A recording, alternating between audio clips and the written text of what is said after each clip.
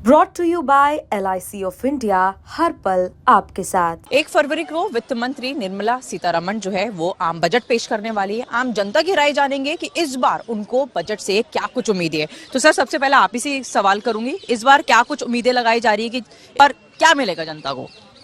देखिए, उम्मीद हम हर बार लगाते हैं कि जनता को कुछ राहत मिले, इनकम टैक्स में भी राहत मिले और जो अलग अलग तरीके से GST लगाए जा रहे हैं, बढ़ाए जा रहे हैं, उन पे भी जो है जनता को राहत मिले। बट ऐसा कुछ हो नहीं रहा है।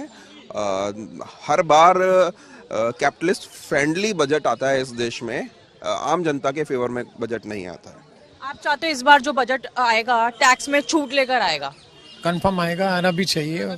फूड के ऊपर आना चाहिए। कैसे, किस चीजों पे? खाने पे तो आना ही चाहिए भाई। लगभग बिल्स में इतनी दिक्कत हो जाती है। आप रेस्टोरेंट चले जाओ, GST अलग पे करो, सर्विस टैक्स अलग पे करो, बहुत सारी चीज़ें उसमें पे करनी पड़ जाती हैं। 100 रुपये की चीज़ सीधी 150 की मिलती है, तो आई थिंक 125 तक हो जानी चाहिए। महंगाई और बेरोजगारी जो है सबसे बड़ा मुद्दा है। इस पर काबू पर पाने के लिए बजट में क्या लगता है कि क्या कुछ चीजें बदलाव की जानी चाहिए? इस वक्त जो बेसिक रिक्वायरमेंट है बजट के अंदर वो है कि छोटे व्यापारी जो हैं उनका जो बिजनेस है, इन चीज़ों में ना रिबेट होना चाहिए, टैक्स डिडक्शन होनी चाहिए, क्योंकि व्यापार बिल्कुल ख़त्म हो चुका है। और इंडिविजुअल लेवल पे पर्सनल जो लोगों को बेनिफिट ऐसे अपलिफ्टमेंट करने के लिए मुझे उम्मीद है अब सरकार इसमें कुछ कदम उठाएगी। वैसे लास्ट जो 10 इयर्स में जो भी बजट रहे हैं वो इतने खास नहीं रहे हैं, उसका नेगेटिव ही लोगों ने लिया है। तो इस बार थोड़ी उम्मीद है, पर वो उम्मीद का देखते हैं अब कहाँ तक कहाँ आता है। पर सरकार को इस बार अब करना बहुत ज़रूरी है, क्योंकि हमारी जो GDP है, जो इकोनॉमिक कंडीशन है देश की, पूरी तरह अबाउट टू कोलैप्स है। और अब अगर ये स्टेप नहीं उठाएंगे तो फिर आगे उसको कवर अप करना बहुत मुश्किल हो जाएगा। अगर मैं मध्यम वर्ग की बात करूं तो आपको लगता है कि इस बार उनके लिए बजट में कुछ मतलब फायदे की चीज होने वाली है? अगर है तो क्या लगता है? मध्यम वर्ग के लिए बजट कुछ नहीं है। आप देख लीजिए, जो भी बजट आए हैं, बीजेपी के बड़े बड़े कार्यालय बन चुके हैं, बड़े बड़े 5 स्टार होटल बन चुके हैं इनके। हर स्टेट में जाके आप देख लीजिए, इन्होंने अपना ही राग अलापा है। हर 2 घंटे में एक नौजवान जो है बेरोजगारी की वजह से आत्महत्या कर रहा है। ये देश के हालात है। और इसके बाद जो है 56% लोग जो है गोल्ड लोन ले रहे हैं आज की डेट में अपनी मामूली ज़रूरतों को पूरा करने के लिए।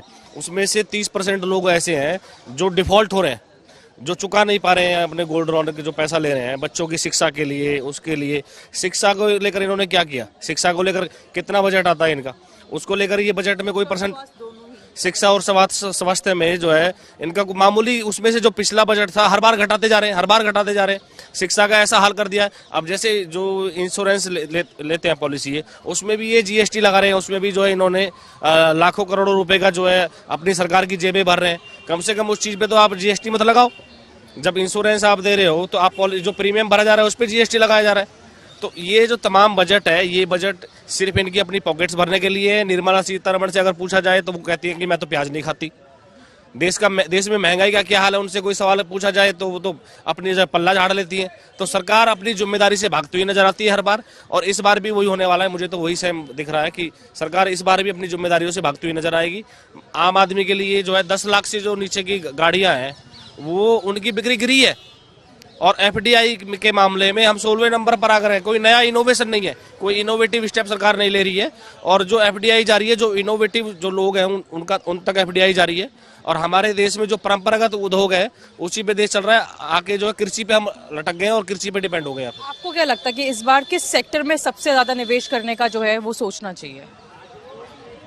देखिए, हमारा देश में जो ऑटो सेक्टर है वो अच्छे खासे मतलब ग्रोथ पे था, लेकिन पिछली जो खबरें आई हैं उसमें ऑटो सेक्टर में जो है बहुत ज़्यादा गिरावट रही है। तो मेरी सरकार से अपील ये रहेगी कि इसमें जो है थोड़ा सा कंसेशन करे, ताकि कंज्यूमर को भी फ़ायदा रहे और कंपनियों को भी नुकसान ना उठाना पड़े, ताकि उसमें इन्वेस्टर अपना हाथ भी डाले।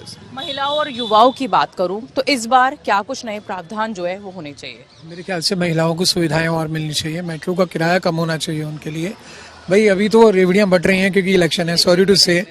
भाई BJP ने कह दिया 21,000 देंगे, 2100 देंगे, जो भी करेंगे, लेकिन करा क्यों नहीं आज तक? ये कहते हैं कि केजरीवाल सरकार गलत बोल रही है।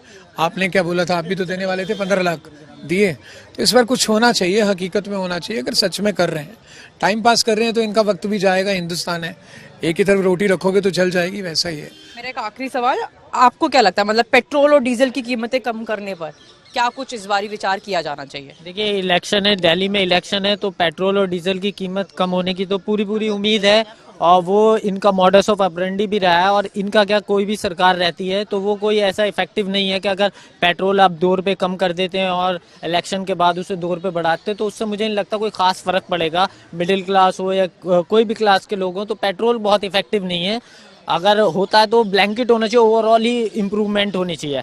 अगर कम भी होता है बजट में पेट्रोल डीजल पे, कोई टैक्स का रिबेट भी मिलता है, तो वो कोई खास कोई गिफ्ट नहीं है सरकार की तरफ से। इफेक्टिव आम जनता की अपनी राय है कि इस बार की जो बजट है उससे उम्मीद जताई जा रही है कि खास तौर पर सबसे ज्यादा जो शिक्षा, स्वास्थ्य, जो बेसिक चीजें, सुरक्षा है, युवाओं पर, महिलाओं पर, इन सब पर ध्यान दिया जाए। और इस बार उम्मीद भी जताई जा रही है कि बजट में उनके लिए कुछ खास जो है प्रावधान जो है नए निकाले जाएंगे।